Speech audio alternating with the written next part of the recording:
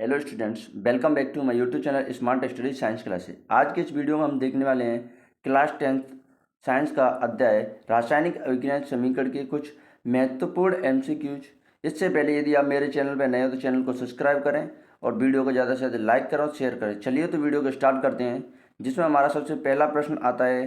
पहला प्रश्न क्या है? प्रश्न है हमारा कि लेड नाइट्रेट चूड़ को एक परख नली में लेकर गर्म करने पर भूरे रंग का धुआं उत्सर्जित होता है। ये धुआं है। तो ऑप्शन नंबर फर्स्ट है आपके पास O2 गैस का। ऑप्शन नंबर सेकंड है आपके पास नाइट NO2 गैस का। ऑप्शन नंबर थर्ड है आपका N2 गैस का। और ऑप्शन नंबर फोर्थ है आपके पास किसका? PbO का। किसका है? PbO का। अब देखो, हम बात करें अगर लेड नाइट्रेट चूड़ को परखने लेकर गर्म करते हैं, जैसे लेड नाइट्रेट का चूड़ है हमारे पास PbNO3 का ऑल्टोएस। क्या है? PbNO3 का ऑल्टोएस। ये लेड नाइट्रेट का चूड़ है हमारे पास। अगर इसको हम गर्म करते हैं तब हमको मिलता है PbO plus NO2 plus O2। ये हमें प्राप्त होता है लेड नाइट्रेट को गर्म करने पर। अब ये पूछ रहा है कि जो भूरे रंग का धुआं है वो किसका उत्सर्जित होता है। तो जो आपका NO2 नाइट्रोजन डाइऑक्साइड गैस है उसका भूरे रंग का धुआं उत्सर्जित होता है। तो इस प्रकार इस क्वेश्चन का आंसर हो जाएगा आपका ऑप्शन नंबर बी। क्या हो जाएगा? Option number B. अगले क्वेश्चन की बात करते हैं। अगला क्वेश्चन आता है आपका, अगला क्वेश्चन है कौन सा? CaCO3। कौन सा है? CaCO3 से बन रहा है आपका Ca प्लस CO2। किस प्रकार की अभिक्रिया है? यानी इस अभिक्रिया को देखकर हमें इस अभिक्रिया का प्रकार बताना है। ऑप्शन नंबर फर्स्ट है आपके पास विस्थापन अभिक्रिया है। ऑप्शन नंबर सेकंड है अपघटन अभिक्रिया है। ऑप्शन नंबर थर्ड है संयोजन अभिक्रिया है। ऑप्शन नंबर फोर्थ है द्विविस्थापन अभिक्रिया। देखो, अब हम पता कैसे करेंगे? तो यहाँ पर हमें जो एग्जाम्पल दिया हुआ है, क्या है यहाँ पर जो हमें एग्जाम्पल दिया हुआ है, हमें इन सभी अभिक्रियाओं की परिभाषा से मैच करना है। ठीक है। अब आप देख सकते हैं यहाँ पर कि ये कैल्शियम कार्बोनेट है आपका, एक अभिकारक का कार्य कर रहा है। यहाँ पर किसका कार्य कर रहा है? अभिकारक का। अब अभिकारक का कार्य कर रहा है। एक अभिकारक टूट रहा है आपका किसमें? दो उत्पादों में। अब हमने एक ऐसी अभिक्रिया पढ़ी थी जिसमें हमने परिभाषा पढ़ी थी कि जो आपकी कैल्शियम कार्बोनेट यानी एकल अभिकारक टूटकर दो या दो से अधिक उत्पाद बनाता है, उस अभिक्रिया को कहते हैं वियोजन अभिक्रिया। लेकिन यहाँ पर तो वियोजन अभिक्रिया दिया ही नहीं है। तो अब इस प्रकार हम देखें, जो अपघटन अभिक्रिया है इसको हम बोलते हैं वियोजन अभिक्रिया भी बोलते हैं। जो आपकी अपघटन अभिक्रिया इसको हम क्या बोलते हैं? वियोजन अभिक्रिया भी बोलते हैं। तो इस क्वेश्चन का आंसर क्या हो जाएगा? Option number B is correct answer. यानी जिस कैल्शियम कार्बोनेट से आपको CaO प्लस CO2 यानी कैल्शियम ऑक्साइड और कार्बन डाइऑक्साइड प्राप्त हो रहा है, यानी इसका वियोजन हो रहा है, टूट रहा है। इस प्रकार इस अभिक्रिया को क्या बोलते हैं हम? वियोजन अभिक्रिया। क्या बोलते हैं? वियोजन अभिक्रिया। अगला क्वेश्चन है आपका, अगला क्वेश्चन कौन सा है? निम्नांकित में से कौन अवकारक है? यानी अवकारक नहीं, यहाँ पर पूछ रहा है अपचायक है। क्या पूछ रहा है? अपचायक है। यानी आपसे पूछा जा रहा है यहाँ पर इन चारों में से अपचायक कौन है। ठीक है। अपचायक कौन है? पहली बार तो अपचायक किसे कहते हैं? तो जो अपचयन कराते हैं उनको क्या कहते हैं? अपचायक कहते हैं। ऑप्शन नंबर फर्स्ट है आपके पास H2। ऑप्शन नंबर सेकंड है CO यानी carbon monoxide. Option number third है O2 और ऑप्शन नंबर फोर्थ है H2S यानी हाइड्रोजन सल्फाइड। तो यहाँ पर जो H2S है हाइड्रोजन सल्फाइड है वो आपके अपचायक का कार्य करता है। तो इस प्रकार इस क्वेश्चन का आंसर क्या हो जाएगा? Option number D. अगले क्वेश्चन की बात करें तो अगला क्वेश्चन है आपका कि श्वसन है आपकी, श्वसन किस प्रकार की रासायनिक अभिक्रिया है? तो आपने NCERT के अंदर एग्जाम्पल पढ़ा होगा कि श्वसन एक ऊष्माक्षेपी अभिक्रिया है। क्या है? श्वसन एक ऊष्माक्षेपी अभिक्रिया है। तो यहाँ पर आपको जो ऑप्शन दिए वो क्या है? उपचयन अभिक्रिया है। बी ऑप्शन में संयोजन अभिक्रिया है। सी ऑप्शन है ऊष्माक्षेपी अभिक्रिया है। डी ऑप्शन है ऊष्माशोषी अभिक्रिया है। तो आपने NCERT के अंदर पढ़ा होगा कि श्वसन एक ऊष्माक्षेपी अभिक्रिया है। तो इस क्वेश्चन का आंसर क्या हो जाएगा? Option number C. क्या हो जाएगा? Option number C. अगले क्वेश्चन की बात करते हैं। अगला क्वेश्चन क्या है हमारा कि शरीर में भोजन का पाचन किस प्रकार की अभिक्रिया है? अब शरीर में जो भोजन होता है उसका पाचन है वो किस प्रकार की अभिक्रिया है? तो अगर इस अभिक्रिया की बात करें हम तो पहला है अवकरण अभिक्रिया यानी अपचयन अभिक्रिया, दूसरी है ऑक्सीकरण अभिक्रिया और तीसरी है उदासीनीकरण अभिक्रिया और चौथा है विद्युत अपघटन। अब देखो, यहाँ पर भोजन के पाचन में क्या होता है? भोजन के पाचन में होता है जो ग्लूकोज है आपका, क्या है? ग्लूकोज है, ऑक्सीजन से अभिक्रिया करता है। क्या करता है? ऑक्सीजन से रिएक्शन करता है और ऑक्सीजन से रिएक्शन करने के बाद बनाता है आपका CO2 और O2, क्या बनाता है CO2 और O2, ठीक है, CO2 और O2 प्लस H2O बनाता है, O2 प्लस H2O बनाता है। यहाँ पर कहने का मतलब ये है कि यहाँ पर ग्लूकोज है आपका जो ऑक्सीजन से अभिक्रिया कर रहा है। अब आपको पता है कि अगर ऑक्सीजन से अभिक्रिया होगी तो कौन सी अभिक्रिया होगी, ऑक्सीकरण अभिक्रिया। तो इस क्वेश्चन का आंसर क्या हो जाएगा आपका, option number B is correct answer. क्या हो जाएगा, option number B is correct answer. अगले क्वेश्चन की बात करते हैं। अगला क्वेश्चन आता है हमारा कि निम्नलिखित में से कौन ऑक्सीकारक है। अब देखो ऑक्सीकारक किसे कहते हैं, जो ऑक्सीकरण करवाते हैं। किसे कहते हैं, जो ऑक्सीकरण करवाते हैं। तो आप देख सकते हैं इनमें से कि जो आपकी O2 है, क्या है O2 है, O2 के जुड़ने से ही ऑक्सीकारक होता है। तो यहाँ पर ऑक्सीकारक का कार्य कौन कर रहा है, ऑप्शन नंबर डी यानी ऑक्सीजन। ऑक्सीकारक मतलब ऑक्सीकरण कराने वाले, ठीक है।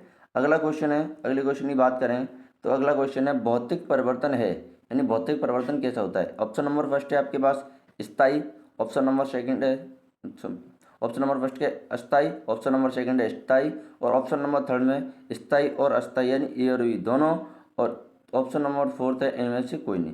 देखो अगर हम भौतिक परिवर्तन की बात करें, जैसे पानी से बर्फ बनना, क्या है आपका भौतिक परिवर्तन, पानी से बर्फ बनना। अब ये आपका भौतिक परिवर्तन है, ठीक है, ये आपका भौतिक परिवर्तन है। अब भौतिक परिवर्तन है तो ये पूछ रहा है अस्थायी है स्थायी। अब आपको बताया कि पानी से बर्फ बनती है, तब बर्फ से पानी भी तो बन जाता है। तो ये आपका जो भौतिक परिवर्तन है वो किस प्रकार का परिवर्तन हो गया आपका, ये हो गया आपका अस्थायी परिवर्तन। इस क्वेश्चन का आंसर क्या हो जाएगा, ऑप्शन नंबर फर्स्ट, ठीक है। अगले क्वेश्चन की बात करते हैं हम। अगला क्वेश्चन क्या है हमारा, निम्नांकित में से कौन ऑक्सीकरण क्रिया नहीं है, मतलब इन चारों में से कौन सी ऑक्सीकरण क्रिया नहीं है। तो ऑप्शन नंबर फर्स्ट है हमारे पास दहन, ऑप्शन नंबर सेकंड है हमारे पास श्वसन, ऑप्शन नंबर थर्ड है हमारे पास भोजन का पाचन, और ऑप्शन नंबर फोर्थ है अवक्षेपण। अब देखो अगर हम दहन की बात करें, अगर आपको दहन की बात करनी है तो दहन में सीधे सीधे आपको पता है कि दहन में होता क्या है, ऑक्सीजन के साथ अभिक्रिया होती है, ठीक है। श्वसन, श्वसन भी अभी मैंने बताया था एक ऑक्सीकरण अभिक्रिया है। भोजन का पाचन भी हमने ऊपर देखा था कि यह भी क्या है, एक आपकी जो ऑक्सीकरण अभिक्रिया है। लेकिन अवक्षेपण अभिक्रिया क्या है आपकी, यह ऑक्सीकरण अभिक्रिया नहीं है। तो इस क्वेश्चन का आंसर क्या हो जाएगा, ऑप्शन नंबर फोर्थ। अगले क्वेश्चन की बात करते हैं। अगला क्वेश्चन आता है आपका, अगला क्वेश्चन क्या है, अगला क्वेश्चन है 2Mg प्लस O2 मिलकर बना रहे हैं 2Mg, ये किस प्रकार की अभिक्रिया का उदाहरण है। अब ये आपसे पूछा जा रहा है कि ये आपका जो 2Mg प्लस O2 की रिएक्शन होने से 2MgO बन रहा है वो किस प्रकार की अभिक्रिया का उदाहरण है, ठीक है। तो अगर इसकी बात करें तो ऑप्शन नंबर फर्स्ट है आपके पास वियोजन अभिक्रिया। नहीं, देखो अगर इसमें वियोजन हो रहा होता तो ये उल्टी होनी चाहिए थी रिएक्शन, क्या होनी चाहिए थी, उल्टी होनी चाहिए थी। लेकिन यहाँ पर हो क्या रहा है, देखो Mg प्लस O2 मिलकर क्या बना रहे हैं, MgO, यानी यहाँ पर जो ये इन दोनों Mg और O2 का योग हो रहा है। तो इसको बोलते हैं योगात्मक, या योगात्मक अभिक्रिया को भी बोलते हैं संयोजन अभिक्रिया। तो वियोजन तो नहीं हो सकती, कौन सी अभिक्रिया है, ये संयोजन अभिक्रिया। रिडॉक्स भी नहीं है, रिडॉक्स में क्या होना चाहिए, ऑक्सीकरण और ऑप्शन साथ साथ होना चाहिए, ठीक है। अगर तीसरे ऑप्शन की बात करें तो तीसरा ऑप्शन कौन सा है, विस्थापन अभिक्रिया, ये भी नहीं है। विस्थापन अभिक्रिया में क्या होता है, अधिक क्रियाशील तत्व कम क्रियाशील तत्व को विस्थापित कर देता है। अगला है संयोजन अभिक्रिया। हाँ, इसमें देखो आप देख सकते हैं कि ये दोनों यानी Mg और O2 मिलकर क्या बना रहे हैं, MgO, यानी एक तत्व का, एक यौगिक का निर्माण कर रहे हैं। और एक यौगिक या एक उत्पाद का निर्माण होता है, इस अभिक्रिया को क्या बोलते हैं हम, संयोजन अभिक्रिया। तो इस क्वेश्चन का आंसर क्या हो जाएगा, option number D is correct answer. अगले क्वेश्चन की ओर चलें, अगले क्वेश्चन की बात करते हैं। अगला क्वेश्चन क्या है कि आपका लेड नाइट्रेट तथा पोटेशियम आयोडाइड, क्या है, लेड नाइट्रेट और पोटेशियम आयोडाइड का विलयन को मिलाने पर अविक्षेप बनता है, ठीक है। इस अविक्षेप का रंग बताना है, क्या क्या बताना है, इस अविक्षेप का रंग बताना है। तो देखो लेड नाइट्रेट और पोटेशियम आयोडाइड विलयन को मिलाने पर अविक्षेप बनता है। अब लेड नाइट्रेट और पोटेशियम आयोडाइड को मिलाओगे मतलब रिएक्शन करानी है आपको PbNO3 की, PbNO3 का Alto H plus potassium iodine and KI। तो आपका जो अवक्षेप मिलेगा वो किसका मिल जाएगा, देखो अगर इसकी बात करें तो ये किससे मिलकर बना होगा, Pb+2 और NO-3, ठीक है। और इसकी बात करें तो ये किससे मिलकर बना होगा, K+1 और I-1। अब आपको पता है कि अब जब हम यौगिकों में सूत्र बनाते हैं या फिर रिएक्शन में हम प्रोडक्ट का निर्माण करते हैं तो एक अभिकारक का प्लस वाला तत्व दूसरे अभिकारक के माइनस वाले तत्व के साथ जाता है। तो यहाँ पर जो अविक्षेप बनेगा कि देखो PBI, एक तो मिलेगा आपको PBI और एक मिलेगा KNO3, यानी उत्पाद के रूप में क्या मिल जाएगा आपको, एक तो मिल जाएगा PBI यानी लेड आयोडाइड और दूसरा पोटेशियम नाइट्रेट। तो अब जो अविक्षेप बन रहा है PBI का, एक एन आएगा KNO3 का, उस अविक्षेप का रंग पूछा जा रहा है। उस अविक्षेप की रंग की बात करें तो देखो पहला ऑप्शन है आपके पास श्वेत, दूसरा ऑप्शन है आपके पास क्या भूरा, और तीसरा ऑप्शन है नीला, और चौथा ऑप्शन है क्या पीला। ठीक है, तो जो आपका अविक्षेप बनता है वो बनता है आपका पीले रंग का अविक्षेप। कैसा बनता है? पीले रंग का अविक्षेप बनता है। तो इस क्वेश्चन का आंसर क्या हो जाएगा? Option number D. अगले क्वेश्चन की बात करते हैं। अगला क्वेश्चन आता है आपका, निम्नलिखित में से कौन रेडॉक्स अभिक्रिया है? देखो अब आपको पता होना चाहिए कि रेडॉक्स अभिक्रिया के लिए अपचयन और ऑक्सीकरण यानी उपचयन दोनों साथ साथ होने चाहिए। ठीक है, लेकिन ऑप्शन नंबर फर्स्ट की बात करूं मैं तो ऑप्शन नंबर फर्स्ट में देखो H2 और Cl2 मिलकर क्या बनाए? HCl, यानी H2 और Cl2 मिलकर HCl बना रहा है। इसका मतलब ये है कि ऑप्शन नंबर फर्स्ट में दी है उस संयोजन अभिक्रिया। कैसी है? संयोजन अभिक्रिया। ठीक है, दूसरी है इसमें कैल्शियम कार्बोनेट यानी CaCO3 आपका अपघटित होकर CaO यानी कैल्शियम ऑक्साइड प्लस CO2 बना रहा है। तो ये कौन सी अभिक्रिया आपकी? वियोजन अभिक्रिया बोलो या अपचयन वो अपघटन अभिक्रिया बोलो। ठीक है, अब हम बात करें तीसरे अभिक्रिया की, तो तीसरे में क्या है? NaOH plus HCl, NaOH plus HCl मिलकर क्या बना रहे हैं? NaCl plus H2। ठीक है, NaCl और प्लस H2 बना रहे हैं। अब आप देख सकते हैं यहाँ पर कि जो आपके Na देखो Na के साथ Cl गया, NaCl बना, OH किसके साथ गया? H2O के साथ। अब ये क्या बन गया आपका? H2O। यहाँ पर ये कौन सी अभिक्रिया हो रही है? द्विविस्थापन अभिक्रिया। ठीक है, अब AgNO3 की बात करें, AgNO3 की बात करें तो AgNO3 में क्या रहता है? AgNO3 की हम बात करते हैं तब क्या होगा आपका? देखो AgNO3 में भी ऐसा ही हो रहा है, यानी जो AgNO3 की बात कर रहे हैं आप, तो AgNO3 में देख सकते हैं कि AgNO3 प्लस HCl ये मिलकर बना रहे हैं आपके AgCl प्लस HNO3, यानी यहाँ पर भी दो विस्थापन अभिक्रिया हो रही है। यानी इस क्वेश्चन के हिसाब से कोई भी ऑप्शन मैच नहीं कर रहा है। क्या क्या नहीं कर रहा है? कोई भी ऑप्शन मैच नहीं कर रहा है। तो अगर हम इनमें से एक ऑप्शन को चेंज कर लें, मैंने उत्तर बना रखा है ए, मिसप्रिंट है, तो अगर इनमें से हम एक ऑप्शन को चेंज कर लें, चेंज करके इसकी जगह मान लो हम लिख दें, इसकी जगह हम लिख दें क्या कि मान लो इसकी जगह हम लिख दें ZnO प्लस सी। क्या लिख दें? ZnO प्लस सी, और ये मिलके बनाए आपके Zn प्लस CO। क्या बनाए? Zn plus CO। तो ये ऑप्शन नंबर फर्स्ट के अंदर आप देख सकते हैं। अब देखो यहाँ से ZnO से बन रहा है आपका Zn, यानी जिंक ऑक्साइड से जिंक बन रहा है, यानी ऑक्सीजन की कमी हो रही है, तो ये हो रहा है आपका अपचयन। दूसरी कार्बन से कार्बन मोनोऑक्साइड बन रहा है, यानी कि जो आपकी अभिक्रिया है उसमें कार्बन से कार्बन मोनोऑक्साइड बन रहा है, यानी उसके साथ ऑक्सीजन ऐड हो रही है। इसे बोलते हैं हम उपचयन या ऑक्सीकरण। ठीक है, तो अपचयन और उपचयन साथ साथ हो रहा है, इसी को उनका बोलते हैं रेडॉक्स अभिक्रिया। तो इस क्वेश्चन का आंसर क्या हो जाएगा? Option number first is correct answer. अगले क्वेश्चन की बात करते हैं। अगला क्वेश्चन क्या है? अगला क्वेश्चन है, कॉपर चूड़ को वायु में गर्म करने पर उसके सतह पर कॉपर ऑक्साइड की परत जमा हो जाती है। इस परत का रंग कैसा होता है? यानी जब कॉपर चूड़ को आप गर्म करते हो वायु के साथ या रिएक्शन कराते हो ऑक्सीजन के साथ, तो जो कॉपर ऑक्साइड बनता है उसकी परत जमा हो जाती है। अब उसकी पूछ रहा है कि जो परत है आपकी वो परत कैसे रंग की होती है? अब परत की बात करें, ऑप्शन दिए हैं आपको श्वेत रंग की, काले रंग की, तीसरा ऑप्शन है आपके पास भूरे रंग की, और चौथा ऑप्शन है पीले रंग की। तो जो कॉपर ऑक्साइड की परत बनती है वो बनती है काले रंग की परत बन जाती है। कैसी बन जाती है? काले रंग की। तो इस क्वेश्चन का आंसर क्या हो जाएगा? काला रंग, यानी ऑप्शन नंबर बी।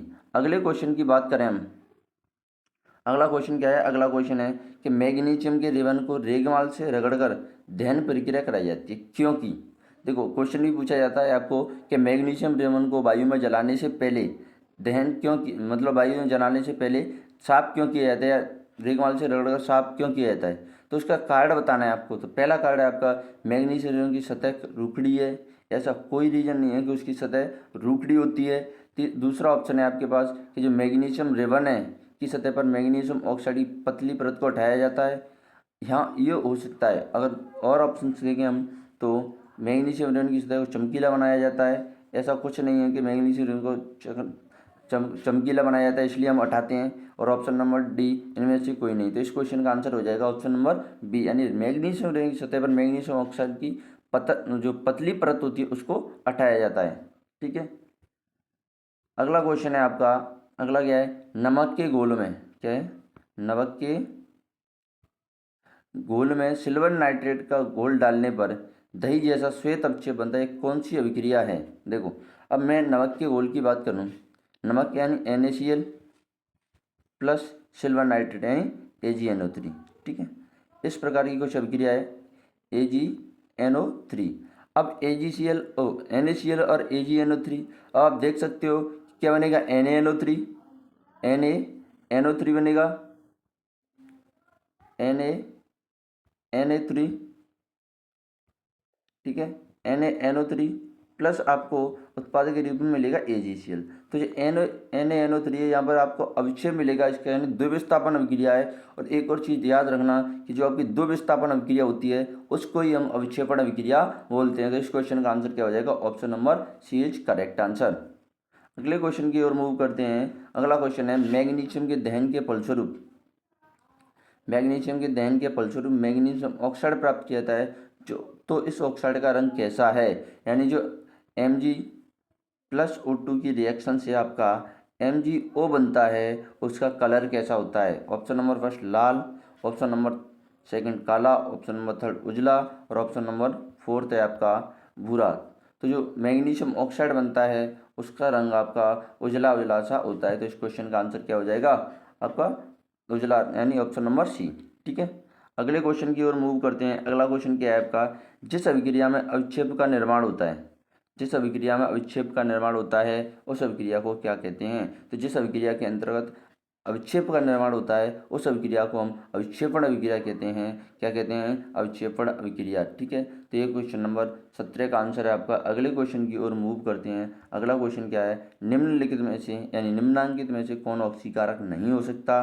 तो जो आपका हाइड्रोजन है वो ऑक्सीकारक नहीं हो सकता, क्योंकि हाइड्रोजन की वृद्धि होने पर अपचयन होता है, ना कि ऑक्सीकरण। तो इस क्वेश्चन का आंसर क्या हो जाएगा, ऑप्शन नंबर फर्स्ट।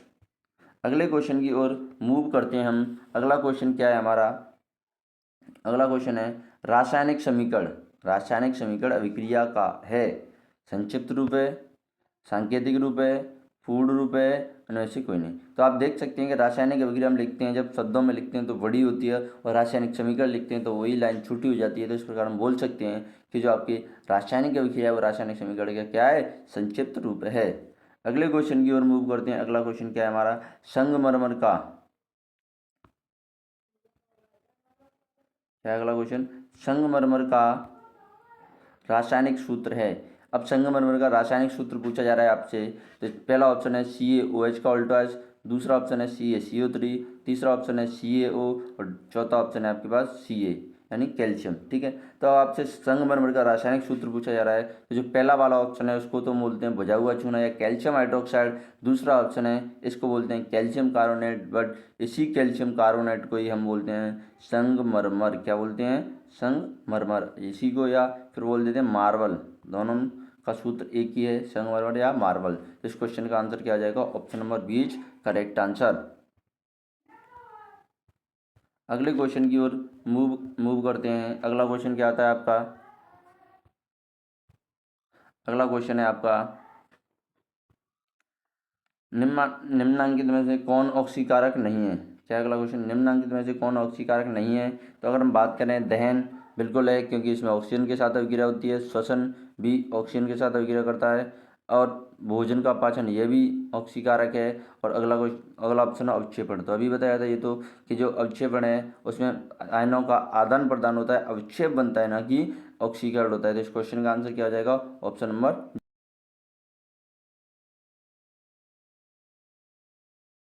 और बात करें तो अगला क्वेश्चन आता है आपका कौन सा, अगर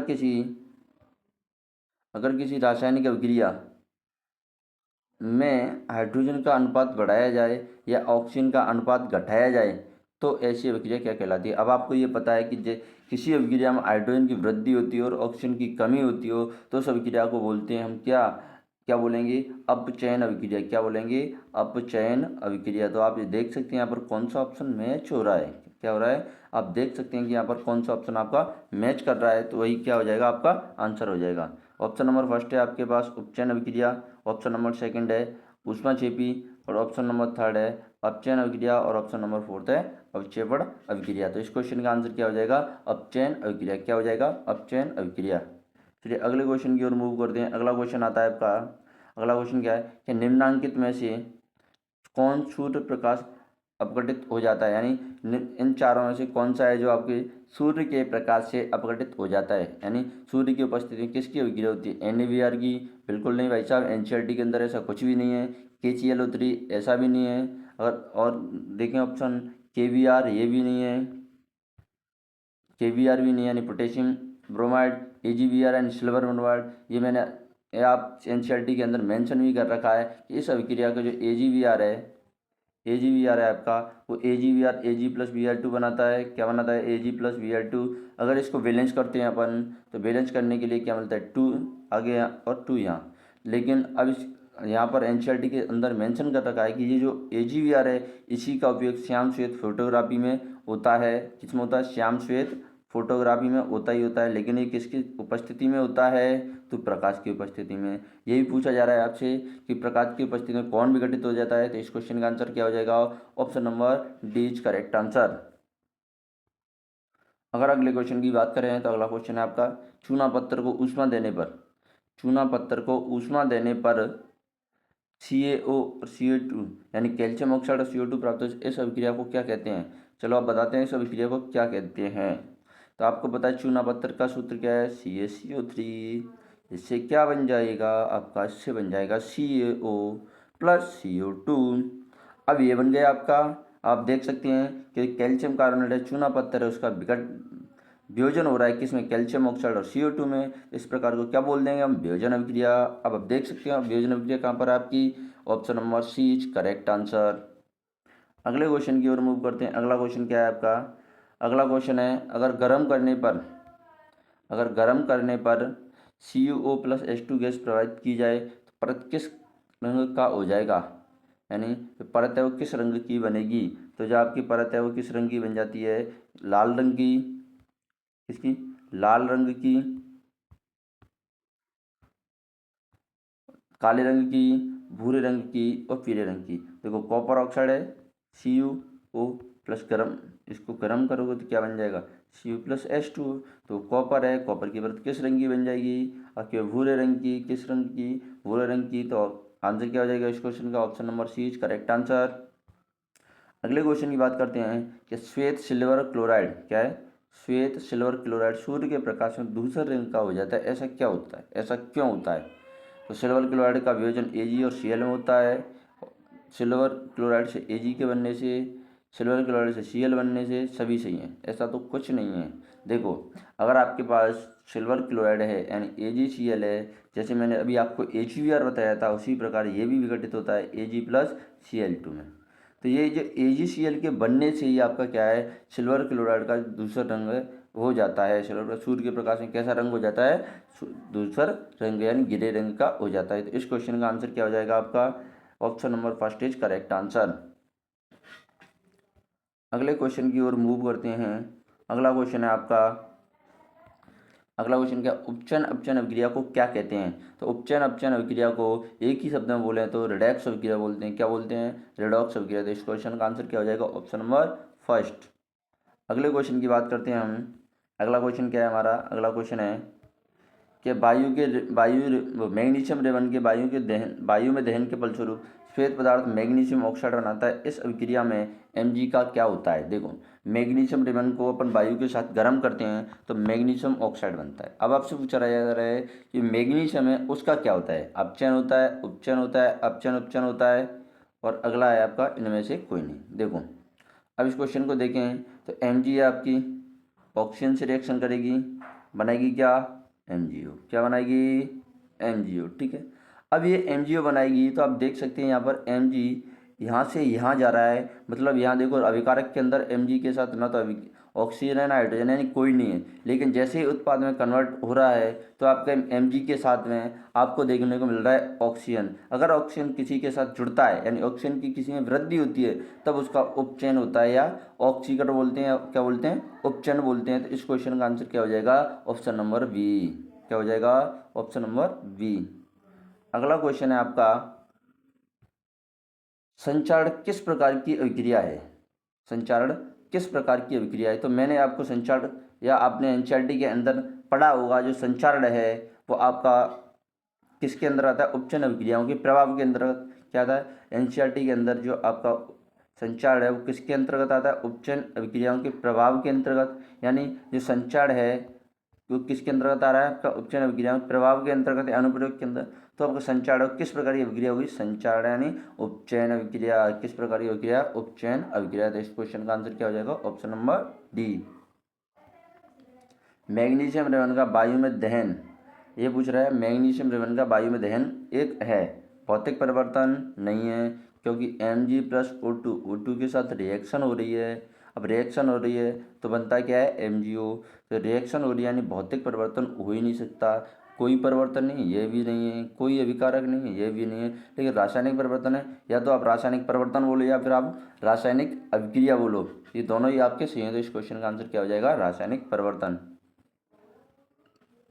अगले क्वेश्चन की ओर मूव करते हैं। अगला क्वेश्चन है हमारा, प्राकृतिक गैस का दहन किस प्रकार की अभिक्रिया है। यानी जो प्राकृतिक गैस है और उसका दहन करा रहे हो आप, तो किस प्रकार की अभिक्रिया है। देखो मैंने आपसे बोला था दहन का मतलब, यह आपने पढ़ा होगा, यानी आप नहीं पढ़ा है तब भी ध्यान रखें, जहाँ कहीं भी किसी का दहन कराने की बात करें तो वहाँ पर उसकी रिएक्शन ऑक्सीजन से करानी है।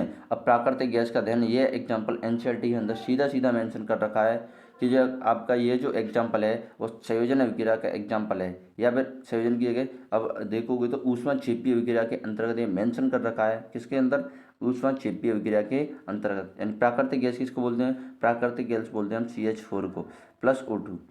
तो आप देख सकते हैं यह आपकी रिएक्शन मिलेगी यहाँ से। अब आपसे पूछ रहे हैं किसका एग्जाम्पल है, तो आप देख सकते हैं ये एनसीईआरटी के अंदर सीधे सीधे मेंशन रखा है ऊष्माक्षेपीय अभिक्रिया के अंतर्गत। हाँ, यहाँ पर अगर सी ऑप्शन में ऊष्माक्षेपीय नहीं होता, इसकी जगह आपको दे देता ऊष्माशोषी, फिर इस क्वेश्चन का आंसर क्या होता, ऑप्शन नंबर ए। अभी फिलहाल इस क्वेश्चन का आंसर क्या है, ऑप्शन नंबर सी।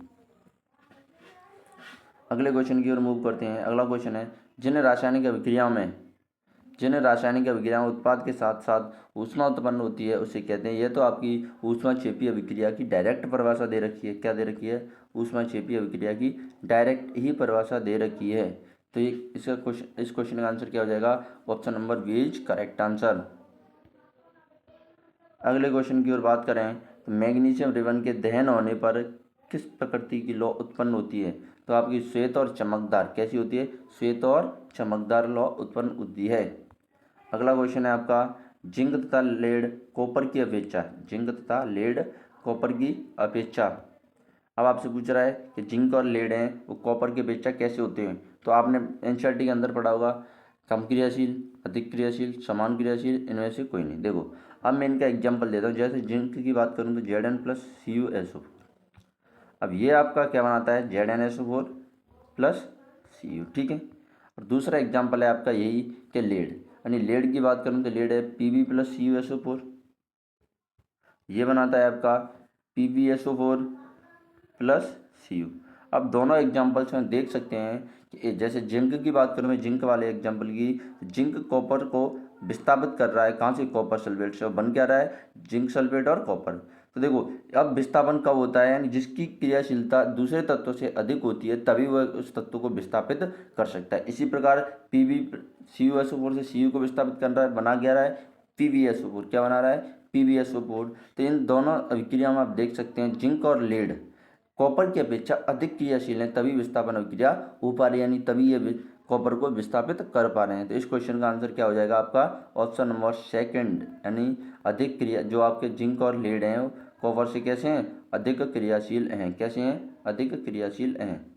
अगले क्वेश्चन की ओर मूव करते हैं। अगला क्वेश्चन क्या है, निम्नांकित में से ऊष्माक्षेपीय अभिक्रिया कौन है। अब आपसे पूछा जा रहा है कि जो दोनों चार ऑप्शन दिए इनमें से ऊष्माक्षेपीय अभिक्रिया कौन सी है।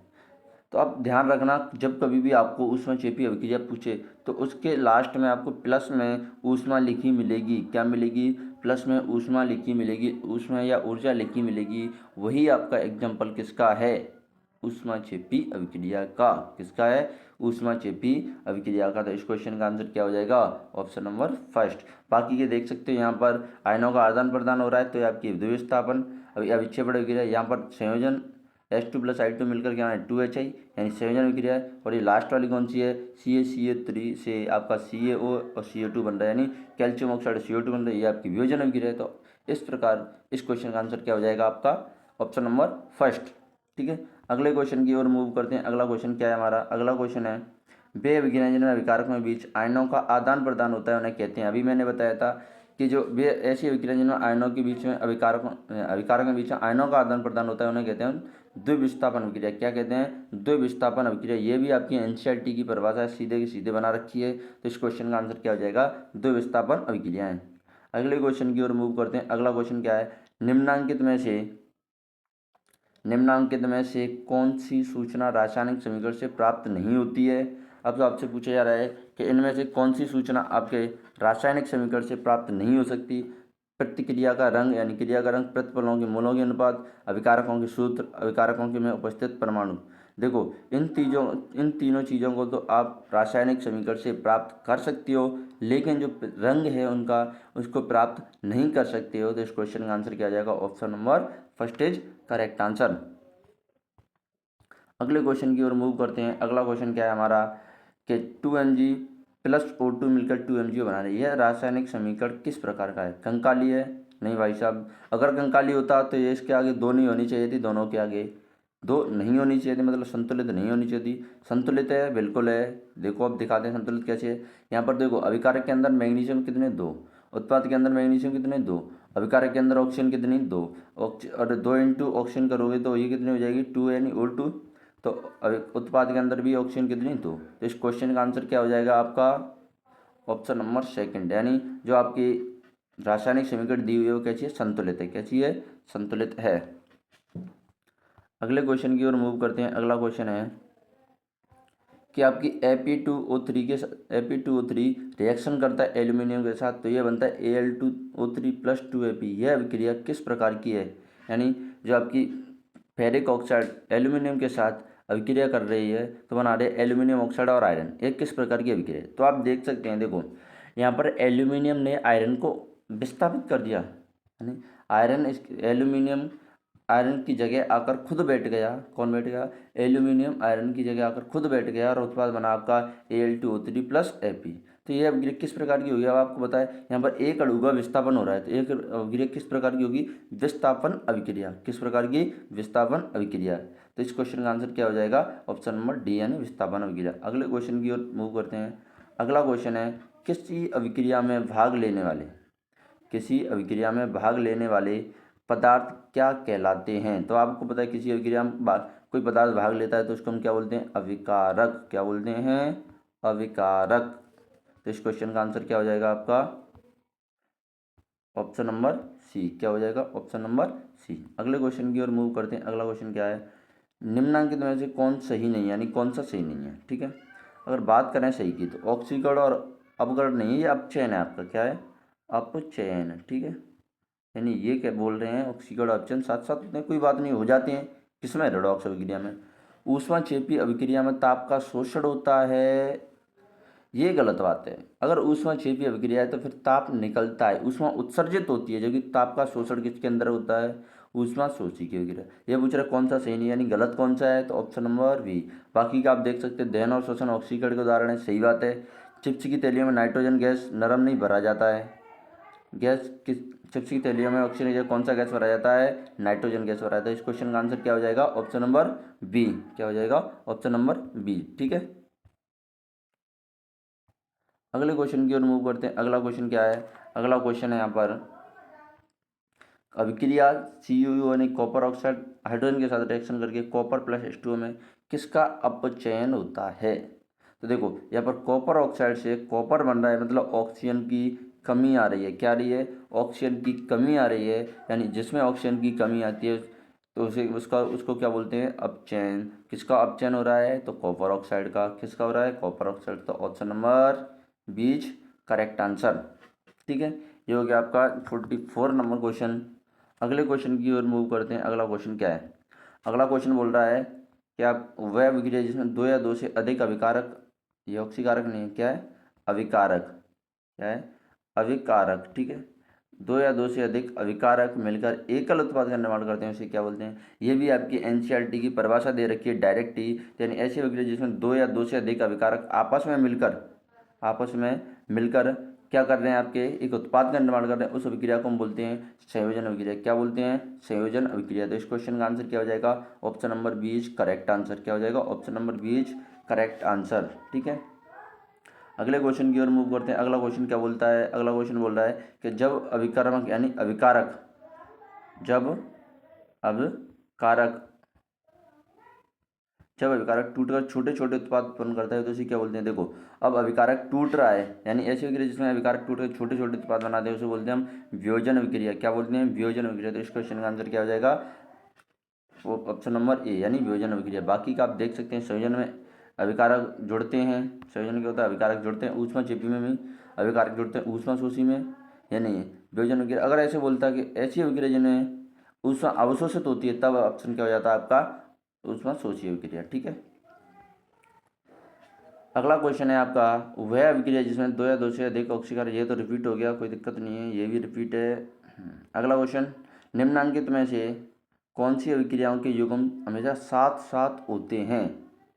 कौन सी अभिक्रियाओं के संयोजन और वियोजन नहीं हो सकते, ये दोनों एक दूसरे के विपरीत है। संयोजन और विस्थापन ये भी नहीं हो सकते, क्योंकि संयोजन अणु जो आपके अभिकारक हैं वो ऐड होते हैं, विस्थापन है, विस्थापन में क्या होता है, एक अणु दूसरे अणु को हटा देता है। तीसरा, अविक्षेपण और विस्थापन बिल्कुल हो सकता है, क्या नहीं हो सकता, क्या हो सकता है, नहीं, द्विविस्थापन होता है इसकी जगह, तब हो सकता था। और अविक्षेपण और विस्थापन हो सकता था कब, लेकिन यहाँ पर दो विस्थापन होता था तब। अगला क्वेश्चन है आपका, अगला क्वेश्चन उदासीनीकरण और विस्थापन, हाँ ये हो सकता है, क्योंकि उदासीनीकरण में भी अणुओं का विस्थापन होता है, विस्थापन में भी अणुओं का विस्थापन होता है। तो इस क्वेश्चन का आंसर क्या हो जाएगा, option number D is correct answer. क्या हो जाएगा, option number D is correct answer.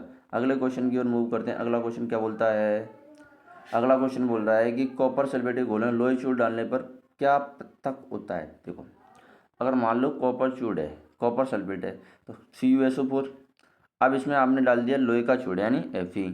अब क्या पृथक होगा, तो बनेगा क्या, देखो Fe अधिक क्रियाशील है कॉपर से, तो बनाएगा क्या, FeSO4। पृथक क्या हो रहा है, Cu, क्या हो रहा है, Cu, तो पृथक क्या हो रहा है, कॉपर। क्या हो रहा है, कॉपर। तो इस क्वेश्चन का आंसर क्या हो जाएगा, ऑप्शन नंबर फर्स्ट। क्या हो जाएगा, option number first is correct answer. अगले क्वेश्चन की ओर मूव करते हैं। अगला क्वेश्चन क्या है आपका, अगला क्वेश्चन क्या बोलता है, अगला क्वेश्चन बोल रहा है आपका संचारण का उदाहरण है, संचारण का उदाहरण है, यानी संचारण के एग्जाम्पल देने हैं आपको। तो लोहे में जंग लगना बिल्कुल संचारण का उदाहरण है। चांदी की वस्तुओं के ऊपर काली परत चढ़ना, यह भी संचारण का उदाहरण है। आपके तांबे के बर्तन में हरे रंग की परत बनना, यह भी संचारण का उदाहरण है। इस क्वेश्चन का आंसर क्या हो जाएगा, जितने भी एग्जाम्पल्स दिए हुए हैं वो सारे के सारे किसके उदाहरण हैं, संचारण के। किसके हैं, संचारण के। ठीक है, अगला क्वेश्चन है आपका, अगला क्वेश्चन क्या है, साग सब्जियों का, अगला क्वेश्चन क्या बोलता है, साग सब्जियों का विघटित होकर कंपोस्ट बनना किस प्रकार की अभिक्रिया का उदाहरण है। साग सब्जियों का विघटित होकर कंपोस्ट बनना किस प्रकार की अभिक्रिया का उदाहरण है। तो कंपोस्ट बनने में आपको पता है कि ऊष्मा निकलती है, क्या होती है, ऊष्मा निकलती है। तो ये क्या हो जाएगा आपका, क्या हो जाएगा, ऊष्मा छेपी अभिक्रिया। किस अभिक्रिया का उदाहरण हो जाएगा, ऊष्मा छेपी अभिक्रिया का। आप एनसीईआरटी में भी देख सकते हैं, ये श्वसन वाली अभिक्रिया के नीचे ही मेंशन कर रखा है एग्जाम्पल। तो अगले क्वेश्चन की ओर मूव करते हैं। इस क्वेश्चन का आंसर क्या हो गया, ऊष्मा छेपी अभिक्रिया। ठीक है, अगला क्वेश्चन है आपका कि लोहे चूर्ण पर तनु हाइड्रोक्लोरिक अम्ल डालने पर क्या होता है। देखो, लोहे का चूर्ण है, लोहे का चूर्ण है, अब आपने इसमें क्या डाला, तनु हाइड्रोक्लोरिक अम्ल। अब वो तो छोड़ो, तनु में कैसा है, देखो लोहे Fe, क्या है, Fe प्लस हाइड्रोक्लोरिक अम्ल क्या हो गया, HCl, बनेगा क्या, FeCl2 प्लस H2, क्या बन रहा है, तो H2 गैस और आयरन क्लोराइड, Cl2 गैस और आयरन ऑक्साइड, गलत है। और क्या है, कोई अभिक्रिया नहीं होती, अभिक्रिया होती है। आयरन लवण और H2 बिल्कुल नहीं बनता, तो क्या हो जाएगा इसका आंसर ऑप्शन नंबर फर्स्ट, यानी H2 गैस बनती है और आयरन क्लोराइड बनता है। अभिक्रिया आप देख सकते हैं ऊपर Ap प्लस HCl और ये बन गया आपका ApCl2 प्लस H2, क्या बन गया ApCl2 प्लस H2। तो इस क्वेश्चन का आंसर क्या हो जाएगा ऑप्शन नंबर फर्स्ट। अगला क्वेश्चन है चिप्स के पैकेट में कौन सी गैस डाली जाती है। अगर इसी क्वेश्चन को पूछा जाए कि ऑक्सीजन के जगह पर या ऑक्सीजन की स्थान पर चिप्स में कौन सी गैस डाली जाती है, तो इसका आंसर होता है नाइट्रोजन। लेकिन चिप्स के पैकेट में कौन सी गैस डाली जाती है, तो कौन सी डाली जाती है, नाइट्रोजन। अब आपको मैं बताता हूँ क्यों डाली जाती है। क्योंकि देखो चिप्स के अंदर अगर ऑक्सीजन होगी, चिप्स के पैकेट के अंदर अगर ऑक्सीजन होती है आपकी, तो क्या होता है वहाँ पर जो चिप ऑक्सीजन है, ऑक्सीजन की वजह से उसका ऑक्सीकरण यानी उपचयन हो जाता है और उपचयन होने से उनकी गंध है वो खराब हो जाती है। इसकी वजह से ही चिप्स की पैकेट में नाइट्रोजन गैस भरी जाती है। तो इस क्वेश्चन का आंसर क्या हो जाएगा ऑप्शन नंबर बी। अगले क्वेश्चन की ओर मूव करते हैं। अगला क्वेश्चन है आपका क्या है कि अम्लीय जल के विद्युत विच्छेदन से H2 और O2 गैस उत्पन्न होते हैं। इन दोनों गैसों में क्या अनुपात होता है। तो देखो अब आपका जैसे मान लो कि अम्लीय जल है, उसका विद्युत विच्छेदन हो रहा है यानी विद्युत अपघटन हो रहा है, तो H2O है या बन क्या रहा है H2 प्लस O2, क्या बन रहा है H2 प्लस O2। लेकिन जब हम इस रिएक्शन को बैलेंस करते हैं, क्या करते हैं बैलेंस करते हैं, तो आगे करते हैं 2 का गुणा। अब यहाँ पर देखो हाइड्रोजन कितने 4 अभिकारक के अंदर, यहाँ हाइड्रोजन कितने हैं 2। अब हम हाइड्रोजन को 4 करेंगे तो मैं यहाँ H2 के अंदर भी 2 का गुणा कर देता हूँ। अब देख सकते हैं कि आप ये पूछ रहा है कि दोनों में गैसों का अनुपात क्या है। तो देखो हाइड्रोजन तो कितने हैं आपके 2, ऑक्सीजन कितनी है 4। वैसे भी देख सकते हैं हम हाइड्रोजन 2 ऑक्सीजन कितनी 4। तो आप देख सकते हैं हाइड्रोजन कितने 2 और ऑक्सीजन कितनी है 1। अब वैसे भी आप देखोगे तो 4 हाइड्रोजन 2 ऑक्सीजन। अब जैसे अगर अनुपात निकालोगे इनका आप 4 हाइड्रोजन, देखो यहाँ पर क्या होता है H2O था आपका। अब H2O से क्या बन रहा है H2 प्लस O2, ठीक है H2 प्लस O2 बन रहा है। अब रिएक्शन को संतुलित करोगे तो 2 का गुणा करोगे। अब यहाँ पर 4 हाइड्रोजन और यहाँ पर कितने 2 ऑक्सीजन, ठीक है। अब अनुपात निकालोगे 4:2, तो 2 से कैंसिल करोगे या भाग दोगे तो क्या बनेगा 2:1। दोनों का अनुपात क्या हो जाएगा 2:1। तो इस क्वेश्चन का आंसर क्या हो जाएगा ऑप्शन नंबर फर्स्ट, ठीक है।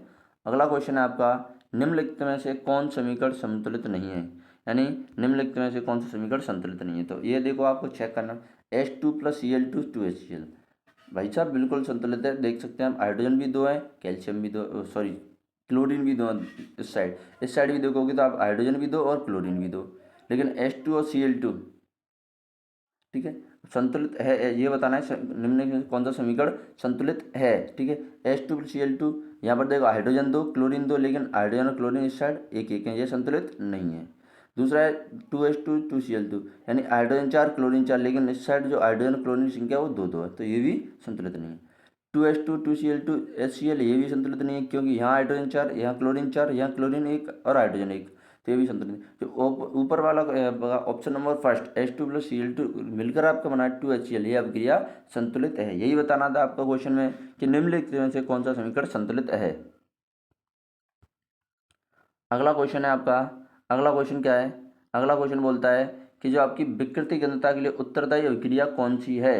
अब उत्तरदायी विकृति घनता मतलब किसके कारण होती है, आपकी विकृति घनता वो किसके कारण होती है। तो तेल या वसा का ऑक्सीकरण होने से, खाद्य पदार्थों में विघटन होने से, तेल या वसा का क्षरण होने से, अगला ऑप्शन है खाद्य पदार्थों का संयोजन होने से। तो देखो जो आपका खाद्य पदार्थों का ऑक्सीकरण है, यानी तेल या बसीय पदार्थ होते हैं उनके ऑक्सीकरण होने से उनकी गंध या स्वाद में परिवर्तन आ जाता है, उसी को हम क्या बोलते हैं विकृति गंधता। तो इस क्वेश्चन का आंसर क्या हो जाएगा आपका ऑप्शन नंबर फर्स्ट हो जाएगा। क्या हो जाएगा ऑप्शन नंबर फर्स्ट हो जाएगा, यानी तेल या वसा का ऑक्सीकरण ही क्या है आपका विकृति गंधता।